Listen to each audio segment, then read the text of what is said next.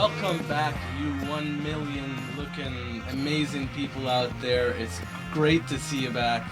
Good morning, good afternoon, good evening, wherever you are. Before we begin, I'd just like to thank every single one of you for tuning in today and the 150 splendid, magnificent people who tuned in on YouTube last week. So thank you so much. Special shout out to my parents. Special shout out to Owen Quinn. Thank you so much for tuning in. Last time, I just showed up to me and he's like, without me even sending a link, he's like, yo, I saw your podcast. So I'm so grateful. So thank you so much, Owen. Thank you so much to the 150 amazing people who tuned in. Enough of me. Tom, how you doing today? Good, how are you? I'm good. Who do we have in today, man? We have one of your friends who was newly introduced to me last week. Yes. He's a really cool guy. Yes. We're really excited to have him on. All right, without further ado, Schroeder Reitzel, you are on, my man. Hey guys, thank you for having me on the show. I am so excited. I cannot wait to talk to you today about movies and whatnot on this incredible podcast. I listened to the first episode last week and it was great. Thank you so much. And We're really I'm happy to have you. Just honored to be on this one. Thank you so Cool. much. Really appreciate you coming on. Tell us a bit about yourself, Schroeder. Tell us what brings you on the podcast. Well, much like you, I am a second-year film student here at Toronto Metropolitan University, and I have spent most of my life enjoying the pastime of watching movies. And I like to talk about them recreationally, but I guess today I'm talking about them professionally here with you. Isn't that great? How does it feel talking about it professionally? Oh, it's Super professional here. What a rush. Well, let's get into what we just heard, which is... what we just heard was Yen on a Carousel by David Holmes. What is your favorite Oceans movie, guys? Because that's from Oceans... by the way, sorry about that, guys. It's from Oceans... 12.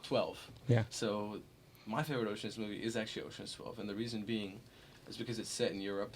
And I love Europe. So to keep it basic. That's pretty much it. And the Night Fox scene. T'es à la menthe. Schroeder?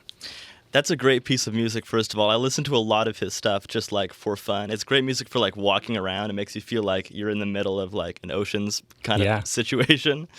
As for my favorite Oceans movie, I'm probably just going to have to go with Oceans 11. It's one of my, like, all-time favorite movies. I think Amazing. It's kind of a perfect movie. I do mean the remake, although some people say the original is better. I don't quite agree. It's a good movie, but the remake is kind of just perfect kind of thriller, comedy, filmmaking.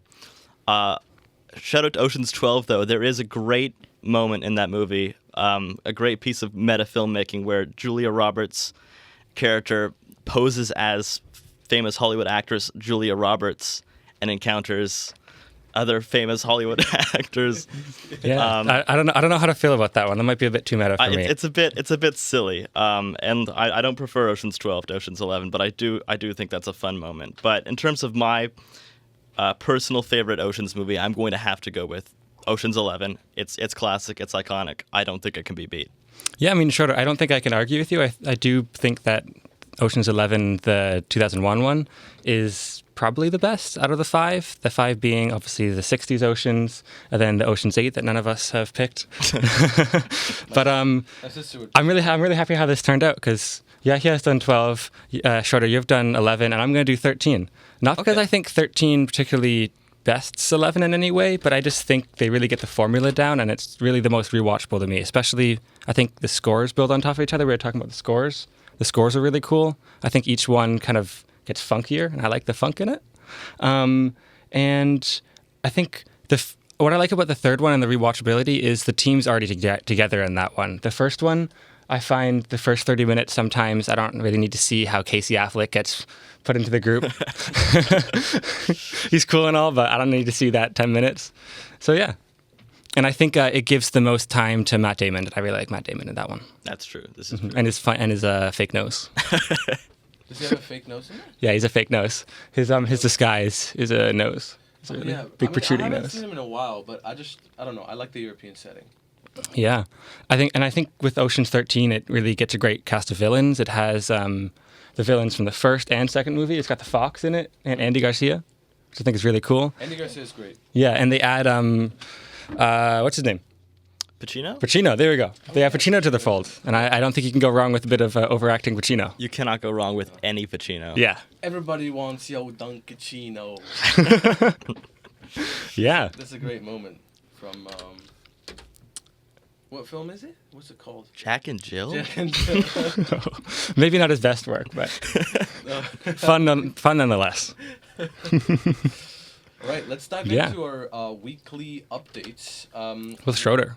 With Schroeder. So we're going to talk about the best films. Oh, before we get into weekly updates, I want to introduce the theme of this episode because we forgot to do that. So this week we chose 5 core movies, and in these 5 core movies, we chose their genre, and we each have to pair them with 5 different movies. So we each came with 5 different movies, but due to lack of time, we're gonna each share 3 of them. But I feel like I got a pretty good one for for the thriller we have Zodiac, for comedy Tropic Thunder, for action we got The Rock. Welcome to The Rock. And then we got for romance we got Punch Drunk Love, and for sci-fi Back to the Future. And we each got different picks for them. So I hope you like those picks. But I think I got a pretty good pick for romance, but I'm not gonna do it. But Ooh. But yeah. So let's Yeah, go so back to so the thinking is we're trying to do a double feature kind of thing where Yeah. we have these 5 movies and we would have to pair these movies with something else that we think would either go with it or be so juxtaposed that it would be justified. Yeah, exactly. And we've each picked 3. So Yeah, we each picked 3. should we do a rotation? We'll do Yahya, Schroeder, then me. We'll do one each, then we'll go around and around. Yeah, but before that, let's do our weekly updates. Let's Yes. do Schroeder. What's the best film you saw this week? This is somewhat cheating for me because I watched a lot of great movies last week. I rewatched Battle Royale, which is a classic. I watched Rosemary's Baby for the first time for Halloween, which was phenomenal. But ultimately, the best film I watched last week was a rewatch of one of my favorite films of all time, the concert documentary Stop Making Sense, Talking Heads. Oh, no way. which is a film I have now seen 9 times. Ooh. Is that like a record of yours, like a personal record? It's definitely the most times I've seen a movie that I've logged. I don't know, if you go back to my childhood days, maybe I've seen like Cars more times. Did you watch it at TIFF when I was there? I did. I was at the premiere for the TIFF, so I saw the panel with the talking heads. I saw Spike Lee. That was great. And ever since I saw it there, I have been obsessed. Of course. So I've seen it 9 times now. 7 of those times have been in theaters. And it doesn't stop being great. I love it. The Talking Heads are a great band. It flies by. It's so tight. It's it feels like one of the shortest movies ever made, because there's not a dull moment, and you can't go wrong with a concert movie like that. As long as all the music's good. Yeah, and it builds so well, right, into the songs. Absolutely. Yeah. And it's such a visual concert movie with how David Byrne kind of acts and dances, for lack of a better word, kind of moves around the stage. He moves. Yeah, he moves. He moves. He dances. He imitates His suit, birds. him, yeah, everything. He derives his movements from every conceivable place. Yes. You could watch it on mute, which I don't know why you would, but you could. You could. So. Well, Tom, what's the best thing you saw this week? Okay. There were a couple of things that I've seen this week that have really been cool, but what I ultimately came down to was the film Wait After Dark from 1967 by Terrence Young. Terrence Young obviously being one of the seminal directors in the James Bond series. This movie stars Audrey Hepburn, Alan Arkin, and Richard Crenna. And Audrey Hepburn is a newly blind lady who kind of gets terrorized by these thugs in her room. It's really cool. Have either of you heard of it? Seen it? I've heard of it because you told me about it, but I've not seen it. I haven't seen it. I am a big Audrey Hepburn fan, though. Yeah. So I do need to check this one out. This one's really cool. It has a kind of a Hitchcock kind of feel to it, which is quite justified because the original writer of this, Frederick Knott, actually wrote Dial M for Murder, and they're both stage plays. Okay. So they both have one of these like really good one location potboiler kind of things to them, and it's really cool. I'd highly recommend it. And the third act is quite good. All right, you guys want to get to what I saw this week? Please. So I was sitting with my dad at home because he's visiting, and we saw The Untouchables. Wow, what a movie. What a movie! I love the cast. I know people don't like Kevin Costner in it. I think he's somewhat good actor, but he just works. He works in this film. I feel like more than anything. And Sean Connery, of course, top tier, peak. And people say that this is or not people, but Tom told me that this is a very commercial film for Brian De Palma. But even though it might be, I think it still is one of his best, because I think this absolutely destroys Blowout. By the way, this is so much better. That's crazy. That's crazy. So much better than Blowout. It's a fine movie. It's not even a good movie, bro. What? It's not even a good movie? No, it's like a. We're not at the hot take section yet. Yeah. Oh, I know. true. Save it. No, Can please. you imagine just walking around with a shotgun mic? How does that beat? When Yeah, Kevin you Costner- are a filmmaker. Blowout should appeal to you. It is about the process of making a movie and the Listen, toils that create. Nothing beats when Kevin Costner pushes that guy Nitty off the roof, and then the guy's like, "Where's Nitty?" He's in the car. It is a fine piece One of of the commercial best filmmaking, but does not nearly reach the heights of Blowout.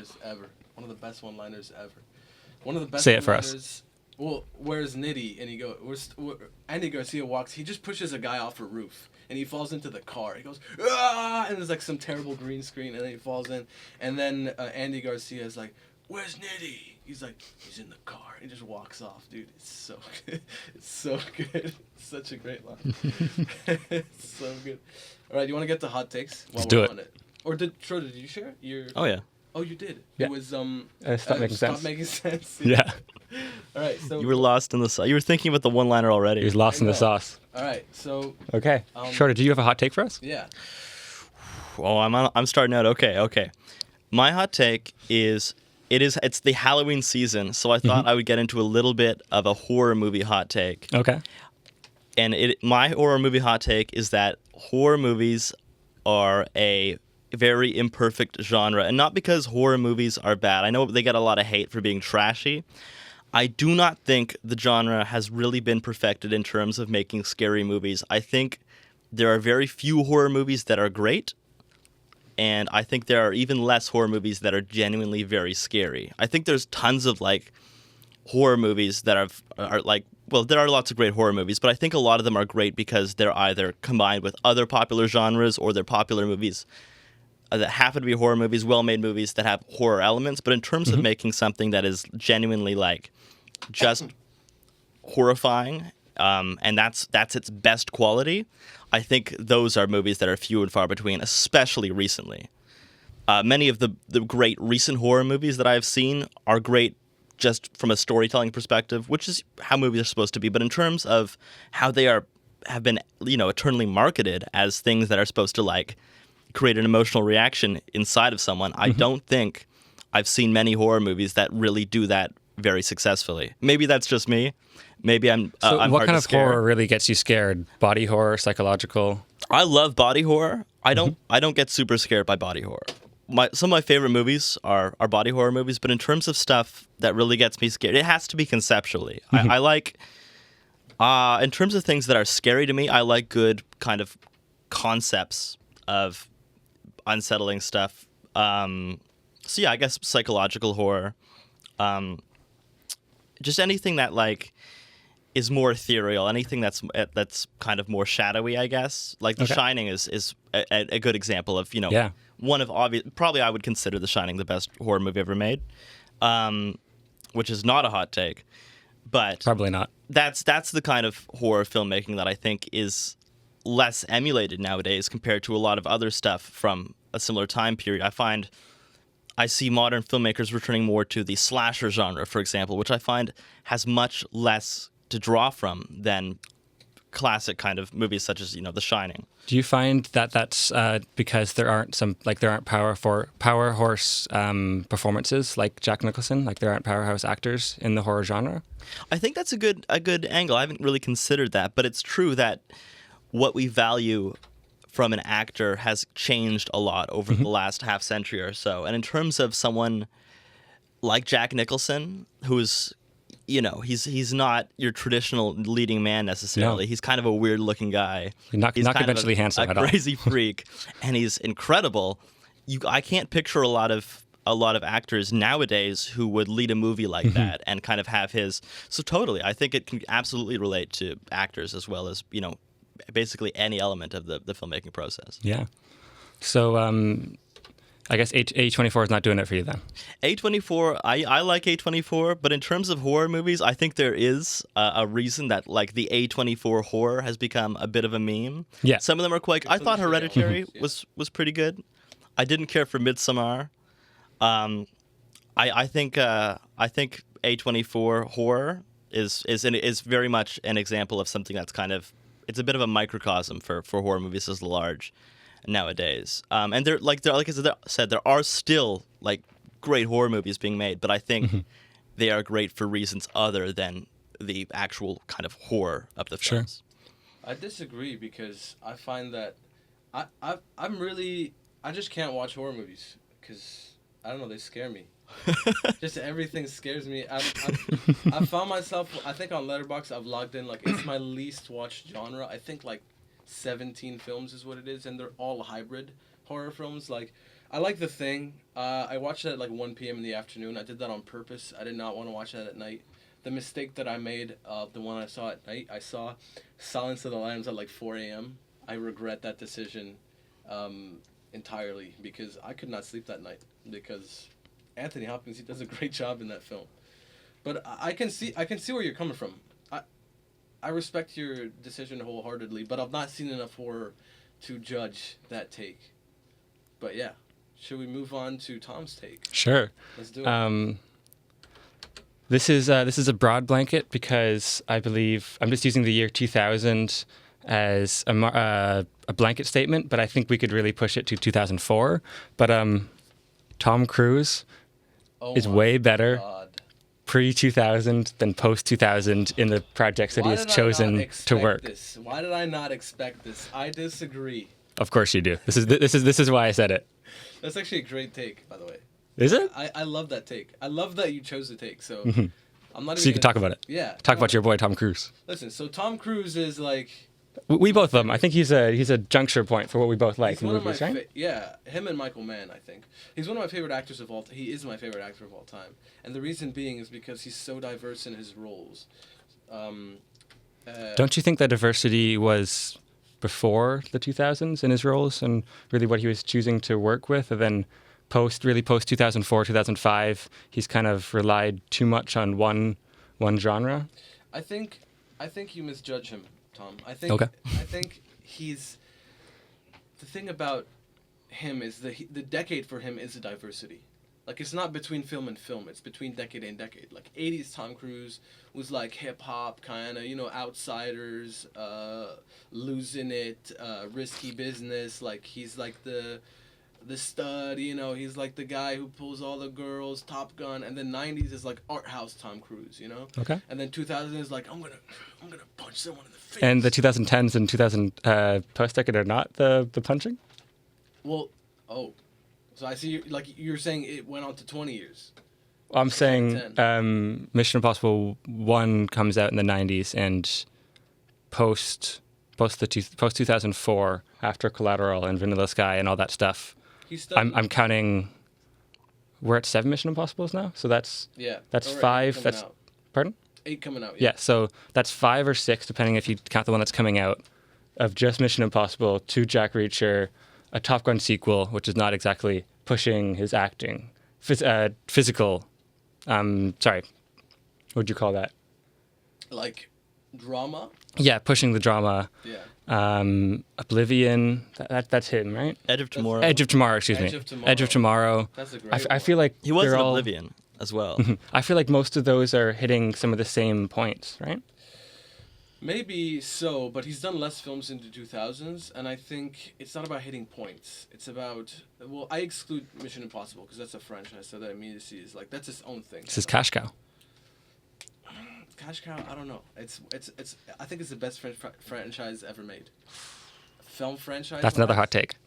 I think I'm filled with hot takes, and we're gonna have to move on here. But I'm gonna say my hot take, and Please. my hot take is, all right. Hear me out, guys. You're gonna have to bear with me for a few seconds. That sometimes Instagram edits are better than the actual movie. Okay. Listen, there have been some insane Instagram edits out there, and the best ones are the ones with Ryan Gosling in Drive. Have you seen those ones where it's like, Yes. Yeah. where it's like, They're fled by it's Instagram. like, I don't carry guns, I drive. Do you not think that the movie portrays that whole feeling and vibe better? Sometimes the Instagram edits do it better. Sometimes they do. Explain to us how, please. All right, so it depends on the movie, but I think a great movie that has better edits than the actual film is Troy. I think Troy has better edits than the actual film. So, if you guys don't mind, I'm gonna play. Unfortunately for you guys, it's gonna have no audio, but I'm gonna play it for you people. These 30 seconds. It's just got some great shots in it. I know it's not like their shots, but they've slowed it down in a sense, and they like cut it together differently. It's almost like looking at a different sort of cut of the film, and I love that. I love the fact that everyone can be their own sort of director at home, at their PC in their mother's basement. Like, look at this. These are not shots from the film. These are all shots that are independent. Okay, but here's the thing. Cook. I'm gonna interject here. I don't think you would enjoy any of these edits had you not seen the film first. No one's gonna watch these edits and think, "Wow, this is great," if they're not already a fan of the film. I mean, if you haven't like had the experience of watching the film and understanding the context around the character and getting like an emotional attachment to the character or the situations portrayed in these edits, it's not gonna mean anything to you. If you see an edit of a random film you haven't seen, it might look neat visually, but like it's not going to be like, "Oh, I love this. Oh, I love this character. I love this scene," unless you've actually seen the build up to that point in the movie and why it's great. And I think there's something to be said about like enjoying watching edits after the movie, if you're a big fan of like the franchise or the film or the actor or something, but like actually saying that it could be like a replacement experience for the film as a whole, is I think that's bizarre. You actually bring up a really good point that I sort of missed when I was coming up with this, which is the fact that you actually do have to see the movie first before leaving. Like, it doesn't work. No, you're right. It does not work, but still, nonetheless, some of these edits are insane. I wish you guys could hear the sound for this one. It's called Achilles by Panos DKX, sorry. DKS, sorry. And this guy does some insane edits. And it's always so cool when he's like, "No, Prince, but our names will remain." You know?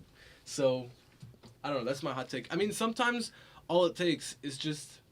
I saw a clip of No Way Home where they changed it so that when Andrew Garfield's Spider-Man is saving MJ, they overlaid it with like a prayer from Deadpool Wolverine, and it's just so much better with it. It's so good. Sometimes all it takes is just changing the song. So, and Is it's that like a messing different... with what the filmmaker intended, though? Of course it is. But that's like the whole point, right? That's like the whole point of it. You know? Interesting. But hey, that's kind of how it is when you're sitting with your halabi. You know? All right, you guys want to jump into the main segment? Should we do the music break? Let's do the music break first. Let's do it. All Okay. right. Do you want to introduce the music break again, Yahya? So this is once again, like last week, a score from a famous composer in film. You have 20 seconds to guess it. I'll make an Instagram post right now, and you can text me on Film Beyond the Negative at beyond_the_neg on the Instagram story we have to guess what the theme is. All right, you have 20 seconds.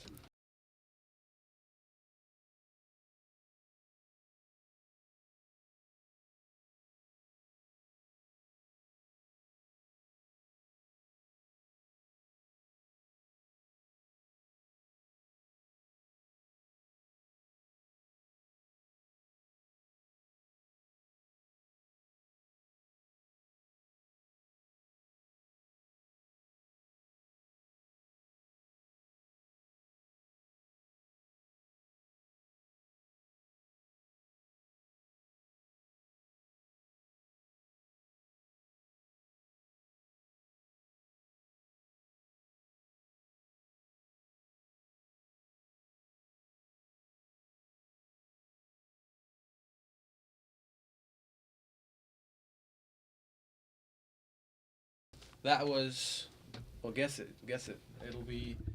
It's guess worthy, most certainly. So, right now we're moving into our main segment.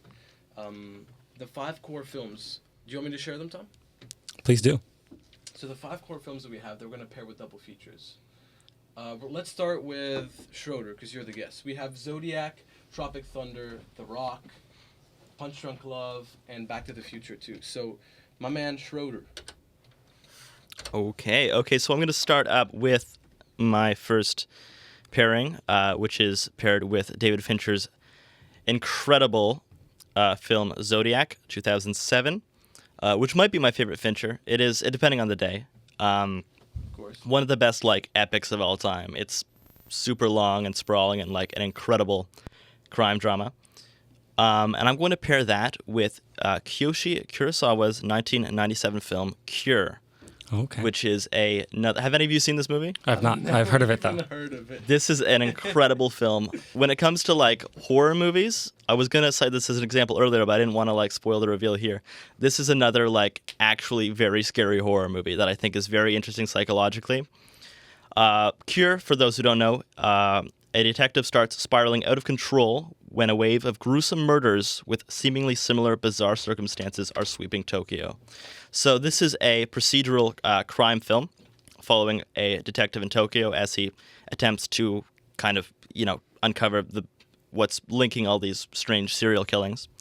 It's kind of supernatural compared to Zodiac, so it's leans a bit more into, like, the horror genre rather than Zodiac's kind of more traditional kind of historical procedural, since it, of course, is based on true events, that being the Zodiac killer who plagued the Bay Area. The reason why I chose to double feature both of these films together is because I think they both have not only a similar kind of tone and a similar kind of, like, pace, they both have the same common theme where the kind of police officers at work here are both trying to catch seemingly almost non-existent killers. A thread between both Zodiac and Cure is that, like, the killers in question aren't just, like, a guy necessarily, even though, technically that is the case, but they're both kind of exist in the periphery of the narrative. You're following the detectives here who are looking for someone that they don't necessarily know even exists. In Zodiac, there's the question of whether or not the Zodiac killer was ever one person, or if it's multiple people, or if the letters are coming from, copycat killers or people impersonating Zodiac. Whereas in Cure, the murders are linked to a sort of, like, hypnotism and kind of, like, supernatural element where people are kind of randomly killing each other, and there seems to be some sort of malignant force behind it that is, but no one really has any kind of idea what's going on. So reason I chose to pair these two movies is because very similar tone, even though they're made, like, a decade apart, both have this kind of, like, quiet, eerie, empty kind of feel for a lot of the runtime. But they are both about kind of a shadowy, invisible, I would say, threat.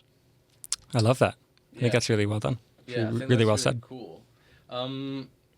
On behalf of Zodiac, I do salute David Fincher for just doing justice to the story.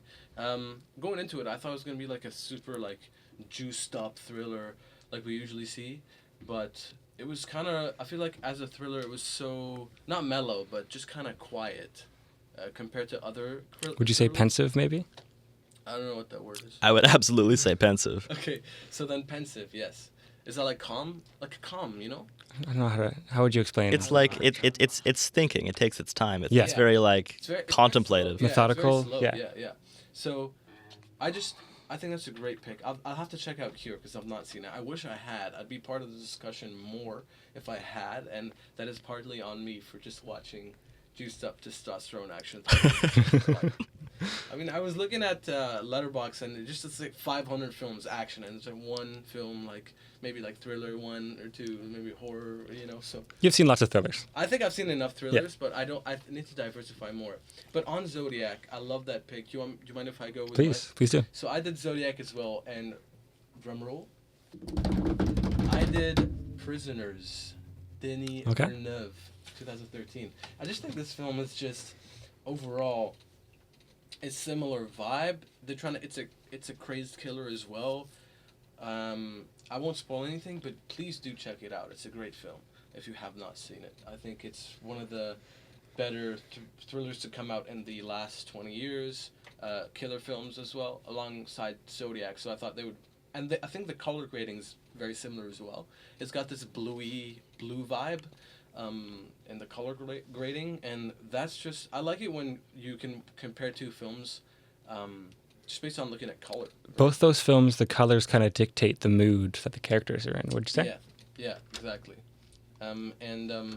The thing is about Prisoners is the killer kind of remains out of the picture until the very end, kind of like Zodiac. I will say the thing that slightly disappointed me about Zodiac was at the end I thought there was going to be like someone revealed to be a killer, but then I read about it. I'm like, oh, this is a true story, and there's not actually like some dude like they found out. Yeah, I think that kind of exemplifies the horror of it, right? Is not knowing. It's like imagine living in that town and not knowing who did it. Yeah, Could well, be that's true. That's true. Could be friends with a guy or girl. Could be, but I'm not.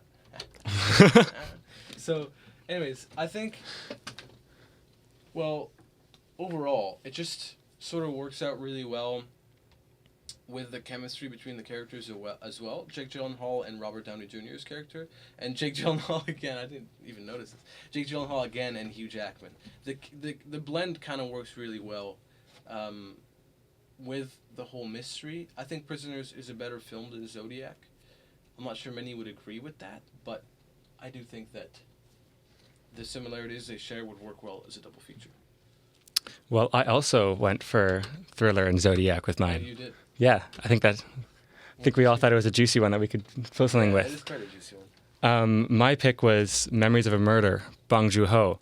I thought these two pair well together because thematically I think they're very similar. They both, spoiler alert, don't really have a definitive ending with who the killer is. And I think this kind of, as I said, exemplifies the horror of it, and really makes the mystery and thrills of it so much more. Yeah, I mean, I've not seen Memories of a Murder. Have you, Schroeder? I have. Yeah, you would love it. There's a great bit where one of the detectives keeps drop kicking people throughout the entire movie, and I think you would get a huge kick out of that. It's like it's super serious, and then There's there'll the be a action. scene There's the action for you. The where a testosterone guy action. just like drop kicks someone out of the blue. It just like how does he drop kick him? He'll like be standing, and then all of a sudden he'll be in the air, and he'll have drop kicked somebody. Like it's just like that. Like that's how big it is, kind of. Yeah, it happens like a bunch of times through the movie. It's a fantastic movie though, and I think it is a great pairing choice for Zodiac. I briefly considered it as well for this choice, but I'm glad I didn't because I'd love to hear you talk about it. I think Yeah, I think got worried we might like cross a similarity. I still think we don't know. could. It's still a possibility. I think my comedy. I don't think either one of you are. I think I got a outside of the park pick on that one. But just to stay on the Zodiac for one more second, I think they both movies work with obsessive types in the people trying to figure out the mystery. They're very obsessive people, Yeah. and I think that frustrates them both in the movie of how they cannot figure out who the killer is, Yeah. and think- that's how it ends on turmoil with both of those All movies. the films that we chose had like obsessive people though, which is I think that adds kind of to the thriller mystery kind of genre, right? Is someone so yeah. involved in it's the a very case. common trope Yeah. Is it though? in thrillers and like detective procedurals. I Yeah. would certainly say so. They're always driven, right? They always want to be driven to find out. Like, I don't think we want a detective who's like, I don't need to solve it today. I'll go sit on the couch. That might be a good film, like for once in a while. No, that could be. Make it, man. Let's I'll see. make it. Don't worry, I'll make it. Okay, shall we move on? Let's move on. Schroeder, you're the guest, man. What did you pick next? Okay, next up, I'm going to go with I believe this is the sci-fi category, Oh, where we had Back to the Future Part 2 yeah, as our sci-fi film. yeah. And I thought about this one a long time, and I picked it and paired it up with a movie I had not thought about in ages, which is Gary Ross's 1998 film Pleasantville. Do either of you know about this movie? No. Yes. Yes, Oh, this is. I think this was kind of big when it came out, but I think as time has gone on, society has kind of started to forget about Pleasantville. But I will read the description. Geeky teenager David and his popular twin sister Jennifer get sucked into the black and white world of a 1950s TV sitcom called Pleasantville and find a world where everything is peachy keen all the time. But when Jennifer's modern attitude disrupts Pleasantville's peaceful and boring routine, she literally brings color into its life. So yeah, this is also kind of like a sci-fi fantasy film about a couple of teenagers who get sucked into like a 1950s sitcom, starring Tobey Maguire and Reese Witherspoon. So it's got a similar vibe right off the bat to Back to the Future too. It's kind of like a teen sci-fi kind of magical It's the comedy, teen comedy kind of thing. where they kind of end up in a place outside of where they normally live, which is 80s or 90s. Like Back to the Future Part 1, they end up in the 50s, which is why I thought it would be a good pairing with my favorite Back to the Future Part 2, because it's got a bit more variety, where it's not just the 50s, but they go to the future, to 2015, and then they go back to 1955. But essentially, both films have that same kind of plot thread of these characters are fish out of water. They are in either like the 50s or the future, and something is not right, and they kind of have to like fix an issue in that time period in order to get back home or to restore a sort of balance. And Back to the Future Part 2, that is, of course, Marty McFly trying to change the future so that the future is not all dark and grim, with Biff taking control of everything in 2015 and the 80s. And in Pleasantville, that is with Toby and his sister trying to restore like a sort of vibrance and happiness to this very conservative, very black and white. Everything's black and white for the majority of the film. And then as they kind of start to inspire the people and lift up the people of this town, things slowly turn color, which is not only like an interesting concept, it's really cool to look at, because at points in the film there will be like everything will be black and white with just a couple color elements on screen. So it's an interesting movie conceptually, but it's a cool looking movie, and I think it's quite enjoyable to watch. A lot of people don't talk about it anymore, and I don't think it's as much of like a necessary classic as like, for example, the Back to the Future franchise, but I think it deserves to be talked about a little more. I revisited it in the depths of COVID when WandaVision came out, because I heard there were some parallels there with the TV sitcom universe and going Totally. back. And how do you think 2015 paired out? Is it anything like the film? Back to the Future Part 2? Yeah. Honestly, I remember I'm such a big Back to the Future like fan of the franchise that on that day in 2015, I'm like, it's 2015 Back to the Future Day. Where are my shoes that lace themselves? Where's my the hoverboard? Where's my double tie? Where's Jaws 50 or whatever? Yeah, Jaws. It was Jaws 15. The shark still looks fake. Yeah. And another fun fact about Pleasantville, actually, before we move on, is that it's directed by Gary Ross, who I didn't really know. He's not super prolific, but looking at his films, another film he directed is 2018's Ocean's 8, which is Yeah. the Hey.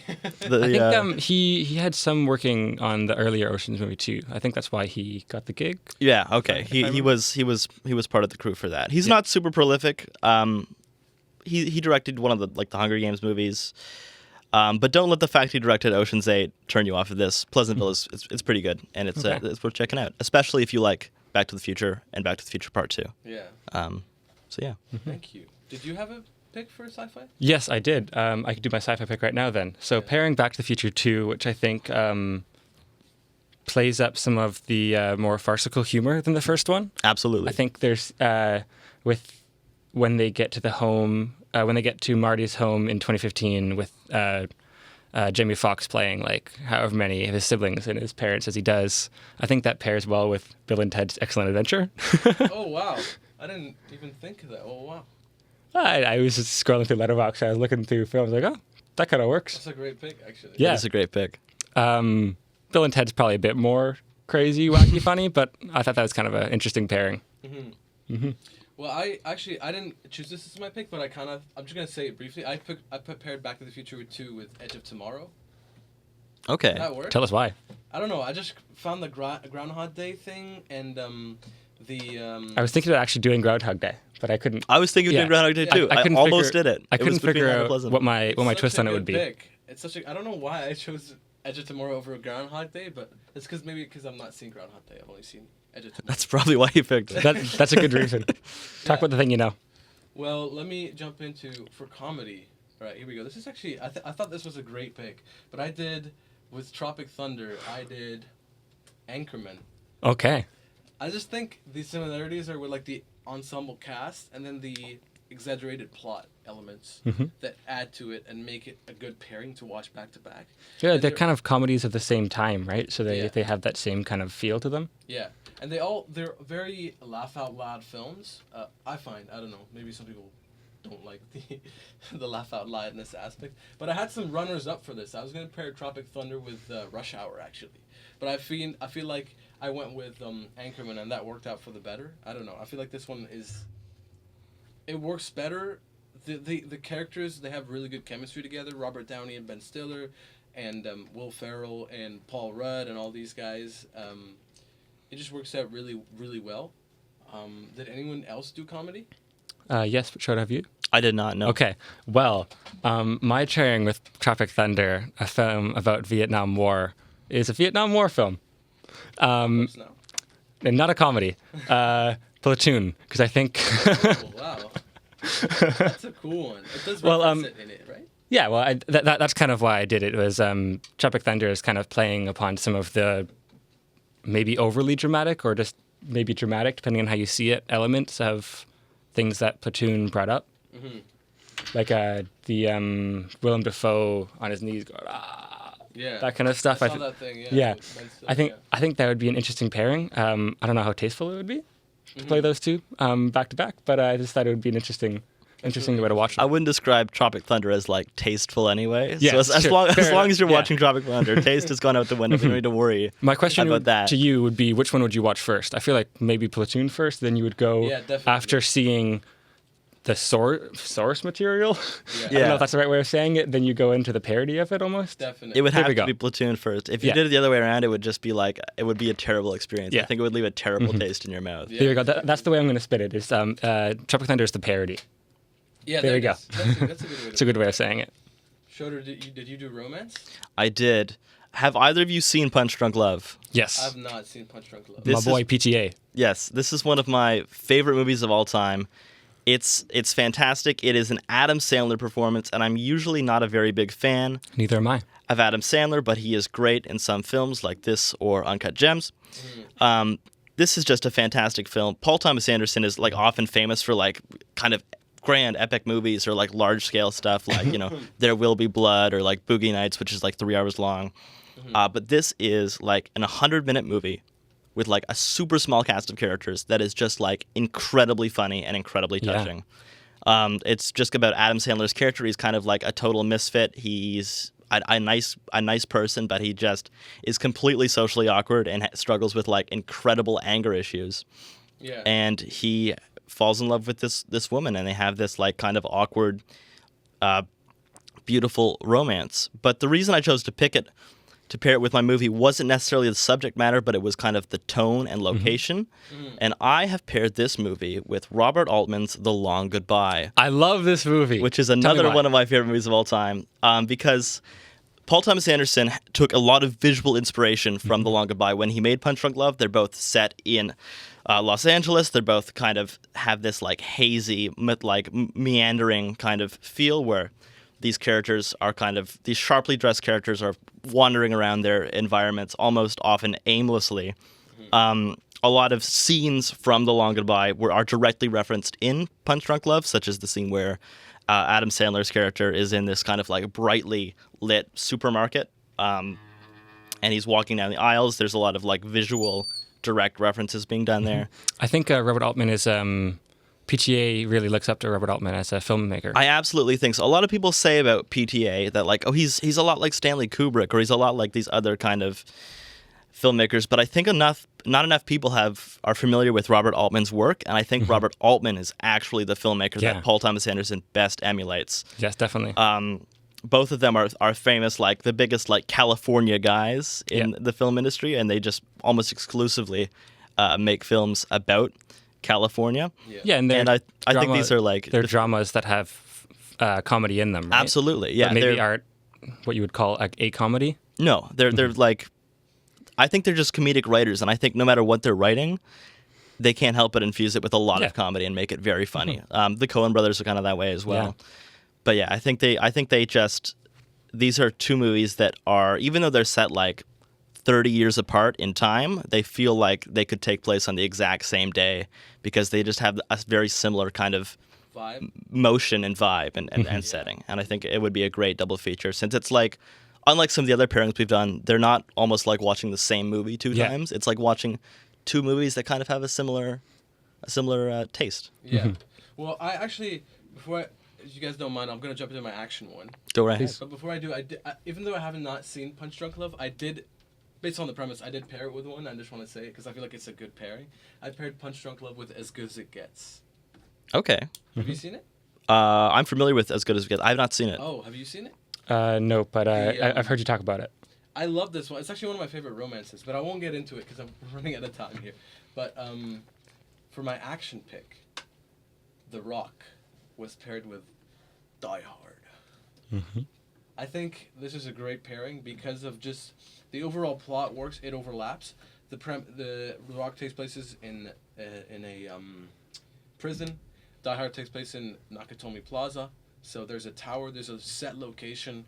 The mission does have to do with explosives in both of them. One has Sean Connery, one has Bruce Willis. I think they work really well. I did have runners up for it, which were Face Off and Air Force One, but I think this one was the best one. But the stakes are very similar, both of these. The setting, like I said, like at Nakatomi Plaza and Alcatraz Prison, a retired Alcatraz Prison, I think.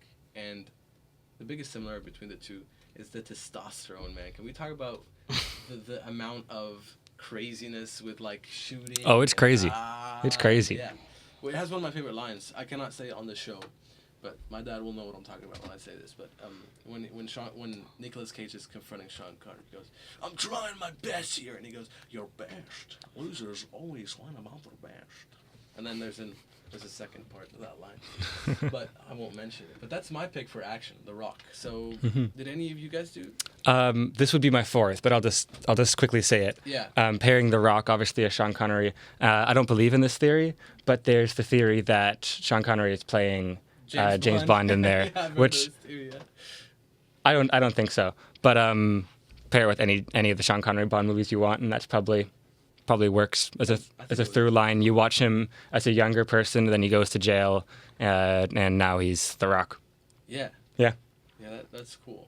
Well, Schroeder, did you have any more picks that you wanted to mention? No, I think Die Hard is a perfect pairing for The Rock. I think you mentioned going with either like Con Air or Face Off, which are both movies I really like as well. Yeah. But I feel like that might be like pairing Nicolas Cage on Nicolas Cage. Yeah. It might be almost too close. And I think Die Hard, the Too fact much that Nicolas it's like Cage. Yeah. kind of from a different era. And I also think Die Hard's the best action movie ever made. Oh, you do? I think it's another perfect movie that's perfectly paced, and I think it's kind of great to pair with anything. And I think the location setting of both of them really works. Yeah, absolutely. To both of their favors. Yeah, it does. Well, we're going to go to a quick break, and we'll come back. I'll check Instagram for all you guys who put in a pick for the song, so I'd love to see your guys' take. But we'll see you in a second.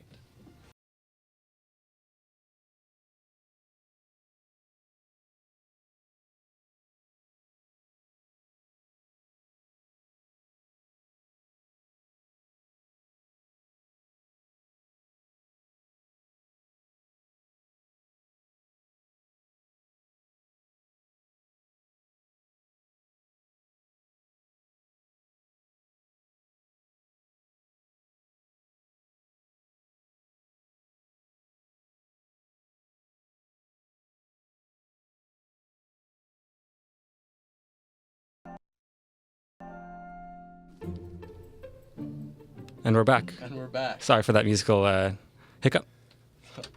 And before we conclude here, I just want to say thank you so much, Schroeder, for being here. Thank you so much for having me. I've Thank had you, a man. great time. Thank you so much, my man.